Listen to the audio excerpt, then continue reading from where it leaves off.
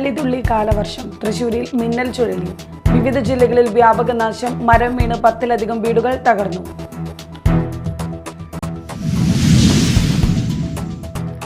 വിവാദത്തെ തുടർന്ന് നിർത്തിവെച്ചിരുന്ന KSRTC bus ടെർമിനലുകളിൽ Bevco outlet തുറക്കാനുള്ള പദ്ധതിയുമായി വീണ്ടും സർക്കാർ. മീഡിയ ടൈം വാർത്താ പരമ്പര തുടരുന്നു. ആനവണ്ടിയെ ആര് രക്ഷിക്കും?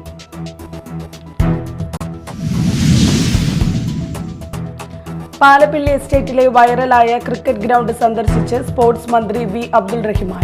ലഹരി വിരുദ്ധ പരിപാടിയുടെ ഭാഗമായാണ് മന്ത്രി അബ്ദുൾ റഹിമാൻ ഇവിടെ എത്തിയത്.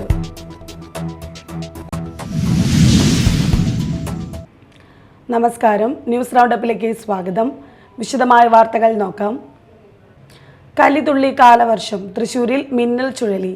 വിവിധ ജില്ലകളിൽ വ്യാപക നാശം. മരം വീണ് 10-ലധികം വീടുകൾ തകർന്നു. മഴ ശക്തമായതോടെ ഭൂതത്താൻകെട്ടി ഡാമിന്റെ 4 ഷട്ടറുകൾ ഉയർത്തി. പെരിയാറിന്റെ തീരത്തുള്ളവർ ജാഗ്രത പാലിക്കണം.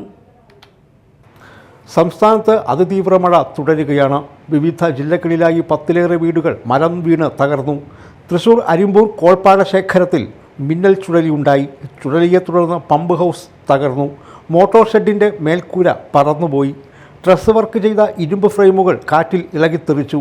ഇന്ന് രാവിലെ 10:30യോടെയായിരുന്നു സംഭവം. 100 ഏക്കർ വരുന്ന തോട്ടുപുര പാടശേഖരത്തിലെ മോട്ടോർ പുരയ്ക്കാണ് നാശമുണ്ടായത്.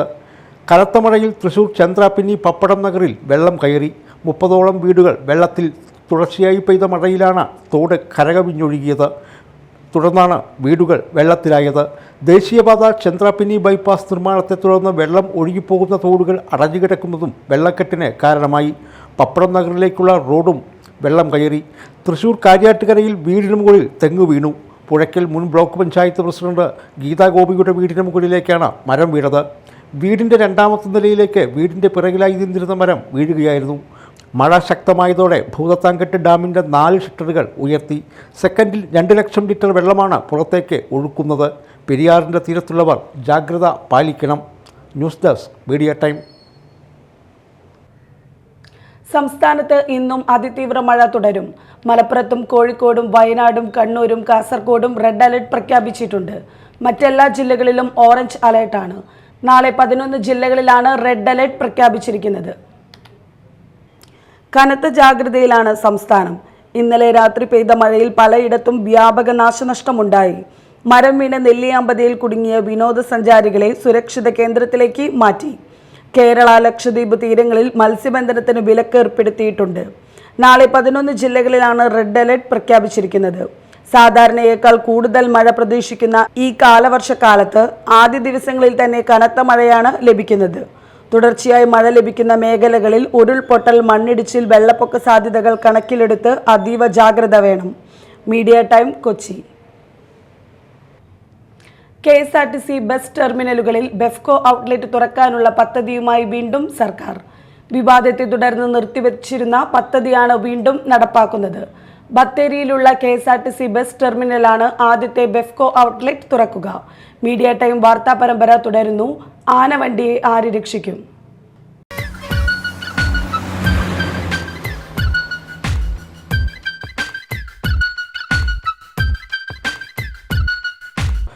ആദ്യത്തെ ബെവ്കോ ഔട്ട്ലെറ്റ് സുൽത്താൻ ബത്തേരിയിലുള്ള KSRTC ബസ് ടെർമിനലിലാണ് തുറക്കുന്നത്. അടുത്ത മാസം ഈ ഔട്ട്ലെറ്റ് തുറക്കും. ശേഷം 5 സ്ഥലത്തു കൂടി KSRTCയുടെ കെട്ടിടത്തിൽ ബെവ്കോ ഔട്ട്ലെറ്റ് തുടങ്ങും. നേരത്തെ ആന്റണി രാജു ഗതാഗത മന്ത്രിയായിരുന്ന കാലത്ത് ഈ പദ്ധതി നടപ്പാക്കാൻ ശ്രമിച്ചിരുന്നു. എന്നാൽ വിവാദത്തെ തുടർന്ന് അന്ന് നടപ്പാക്കിയിരുന്നില്ല. KSRTCക്ക് വരുമാന വർധനവ് ലക്ഷ്യമിട്ടാണ് പദ്ധതി നടപ്പാക്കുന്നതെന്നാണ് സർക്കാരിൻ്റെ വാദം. KSRTCയുടെ കണ്ണായ സ്ഥലങ്ങളിൽ പണിത പല ടെർമിനലുകളും സ്ഥലം ഒഴിഞ്ഞുകിടക്കുകയാണ്. വാടക ഇനത്തിൽ കൂടുതൽ വരുമാനമുണ്ടാക്കാനാണ് ബെവ്കോ ഔട്ട്ലെറ്റുകൾക്ക് സ്ഥലം നൽകാൻ മുൻ KSRTC MD ആയിരുന്ന ബിജു പ്രഭാകർ ശുപാർശ മുന്നോട്ട് വച്ചത്. ബെവ്കോയുമായി KSRTC ചർച്ചയും നടത്തി. വിശാലമായ പ്രീമിയം ഔട്ട്ലെറ്റുകളായിരുന്നു ലക്ഷ്യം. ബസ് സ്റ്റാൻഡുകൾ മദ്യപകേന്ദ്രമാക്കി മാറ്റാൻ പോകുന്നുവെന്ന വ്യാപക ആരോപണങ്ങളെ തുടർന്ന് സർക്കാർ ചർച്ചകൾ നിർത്തിവച്ചു. പുതിയൊരു ഔട്ട്ലെറ്റ് തുടങ്ങുമ്പോൾ ബെവ്കോയ്ക്ക് 30 കോടിയാണ് പ്രതിവർഷ ലാഭമുണ്ടാവുക. ജനവാസ കേന്ദ്രങ്ങളിൽ മദ്യശാലകൾ തുടങ്ങുന്നതിനെതിരെ എന്നും പ്രതിഷേധം ഉയരാറുണ്ട്. നഗരഹൃദയങ്ങളിൽ ബസ് ടെർമിനലുകളിൽ ഔട്ട്ലെറ്റുകൾ വരുമ്പോൾ എന്താകുമെന്ന പ്രശ്നം ബാക്കിയുണ്ട്. ലാഭമാണ് ലക്ഷ്യമെങ്കിലും എതിർപ്പുകൾ ഉയരുമോ എന്ന ആശങ്ക ബാക്കിയാണ്. News desk media time.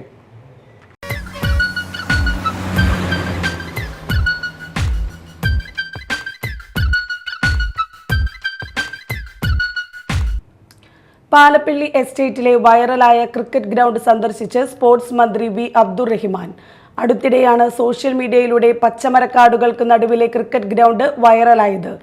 ലഹരി വിരുദ്ധ പരിപാടിയുടെ ഭാഗമായാണ് മന്ത്രി അബ്ദുറഹിമാൻ ഇവിടെ എത്തിയത്.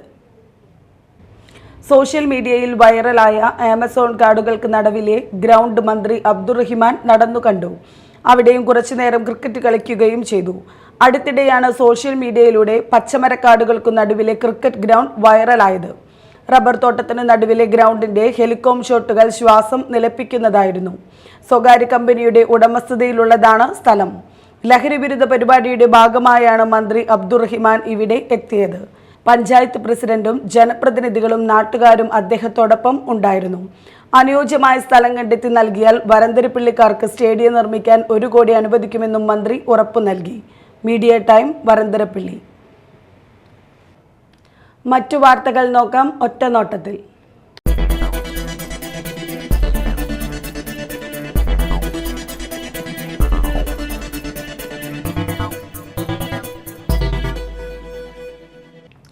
കനത്ത കാറ്റിലും മഴയിലും അഴീക്കോട് മുനയ്ക്കൽ ബീച്ചിൽ വ്യാപാര സ്ഥാപനങ്ങൾ തകർന്നു. ചീനവല നശിച്ചു. ശനിയാഴ്ച രാത്രിയിലും ഇന്ന് പുലർച്ചെയുമായ ശക്തമായ കാറ്റിലാണ് നാശനഷ്ടം ഉണ്ടായത്. ബീച്ചിൽ കച്ചവടം നടത്തുന്ന 7ഓളം സ്ഥാപനങ്ങളുടെ മേൽക്കുരയിലെ ഓടുകൾ കാറ്റിൽ പറന്നു വീണു. ഇവിടങ്ങളിലെ ഫ്ലെക്സ് ബോർഡുകളും മറ്റും നിലംപതിച്ചിട്ടുണ്ട്. മുനയ്ക്കൽ ബീച്ചിൽ അഴീക്കോട് സ്വദേശി ചന്ദ്രന്റെ ഉടമസ്ഥതയിലുള്ള ചീനവല പാടെ തകർന്നു. തൊഴിലാളികൾ ഓടി രക്ഷപ്പെട്ടതിനാൽ കൂടുതൽ അപകടം ഒഴിവായി. തൃശൂർ ചെറുതുരുത്തിയിൽ ഓടിക്കൊണ്ടിരുന്ന ട്രെയിനിനു മുകളിൽ മരക്കൊമ്പുകൾ വീണു. രാവിലെ 10 മണിയോടെയാണ് സംഭവമുണ്ടായത്. യാത്രക്കാർക്കാർക്കും പരിക്കില്ല. ജാംനഗർ തിരുനെൽവേലി എക്സ്പ്രസിന്റെ 2nd ക്ലാസ് ബോഗികളുടെ മുകളിലാണ് മരച്ചില്ലകൾ കാറ്റിൽ മുറിഞ്ഞു വീണത്. ഉടൻ തന്നെ ലോക്കോ പൈലറ്റ് ട്രെയിൻ നിർത്തി. TRD സംഘം സ്ഥലത്തെത്തി മരം മുറിച്ചു മാറ്റിയ ശേഷമാണ് ട്രെയിൻ യാത്ര പുനരാരംഭിച്ചത്. 1 മണിക്കൂറോളം ട്രെയിൻ നിർത്തിയിടേണ്ടി വന്നു. പുത്തഞ്ചിറ മർച്ചന്റ് അസോസിയേഷൻ നേതൃത്വത്തിൽ വ്യാപാര സുരക്ഷാ പദ്ധതി ഉദ്ഘാടനവും വിദ്യാഭ്യാസ പ്രതിഭാ പുരസ്കാര സമർപ്പണവും സംഘടിപ്പിച്ചു. വ്യാപാരി വ്യവസായ ഏകോപന സമിതി ജില്ലാ പ്രസിഡന്റ് KB അബ്ദുൾ ഹമീദ് ഉദ്ഘാടനം ചെയ്തു.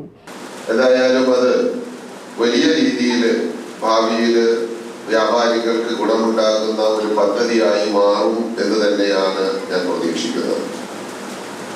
വ്യാപാര മേഖലയിൽ നിന്ന് വലിയ പ്രശ്നങ്ങളും പ്രയാസങ്ങളും എന്ന് പറയുന്നത് നമ്മൾ എന്നും പറയുന്നത് പോലെയല്ല.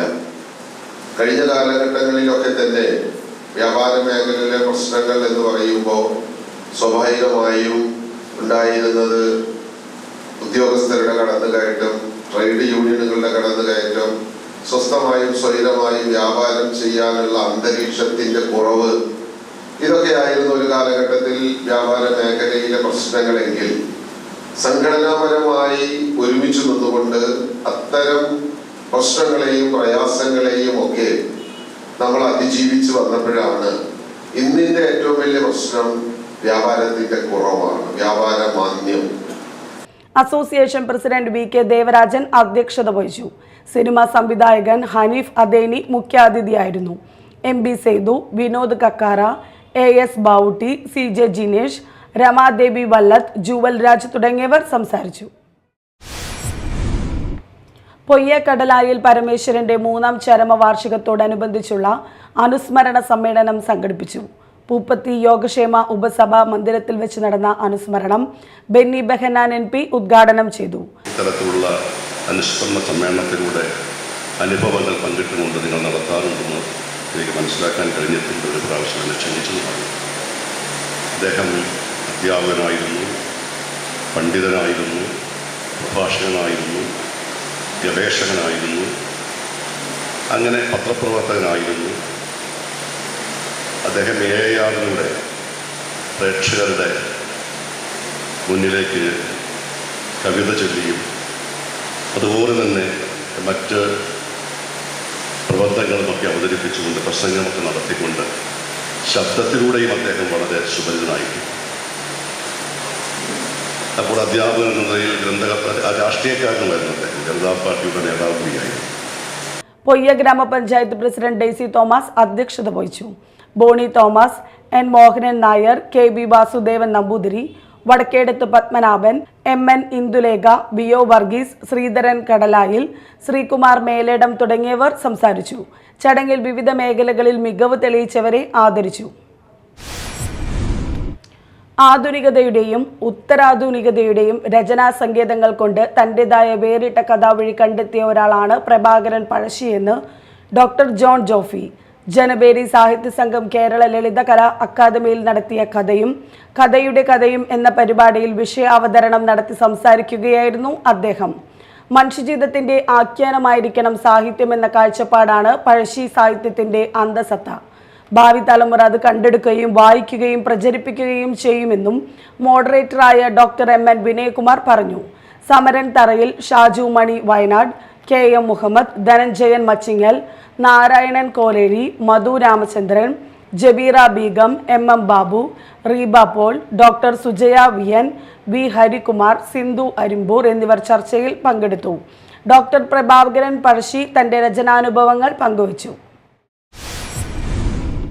കൊടുങ്ങല്ലൂർ ഗുരുദേവ മരണാനന്തര ധനസഹായ സംഘത്തിന്റെ വാർഷിക പൊതുയോഗം സംഘം പ്രസിഡന്റ് അഭിലാഷ് വെള്ളാശ്ശേരിയുടെ അധ്യക്ഷതയിൽ നടന്നു. Secretary MC Rajesh, EN Suresh, MS Anaswaran, VK Bhaskaran, MA ചന്ദ്രൻ, IG സുരേഷ് എന്നിവർ സംസാരിച്ചു. കൊടുങ്ങല്ലൂർ KKTM ഗവൺമെന്റ് കോളേജിലെ പൂർവ്വ വിദ്യാർത്ഥി സംഘടനയായ റോയൽ എഫിന്റെ വാർഷിക പൊതുയോഗം പ്രസിഡന്റ് KK മാധവന്റെ അധ്യക്ഷതയിൽ കൂടി. പ്രൊഫസർ CG ചെന്താമരാക്ഷൻ ഉദ്ഘാടനം നിർവഹിച്ചു. Secretary P Ramanathan, joint secretary MK Razak എന്നിവർ സംസാരിച്ചു. 75 വയസ്സ് പൂർത്തിയാക്കിയ KK മാധവൻ, KJ ആന്റണി എന്നിവരെ ആദരിച്ചു. പ്രധാന വാർത്തകൾ വീണ്ടും. കലിതുള്ളി കാലവർഷം, തൃശൂരിൽ മിന്നൽ ചുഴലി, വിവിധ ജില്ലകളിൽ വ്യാപക നാശം, മരം വീണ് 10-ലധികം വീടുകൾ തകർന്നു.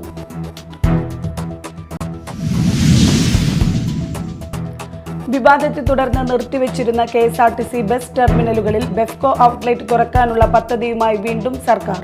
മീഡിയ ടൈം വാർത്താ പരമ്പര തുടരുന്നു. ആനവണ്ടിയെ ആര് രക്ഷിക്കും?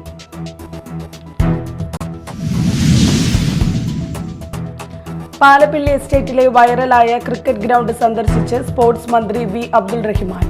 ലഹരി വിരുദ്ധ പരിപാടിയുടെ ഭാഗമായാണ് മന്ത്രി അബ്ദുൾ റഹിമാൻ ഇവിടെ എത്തിയത്.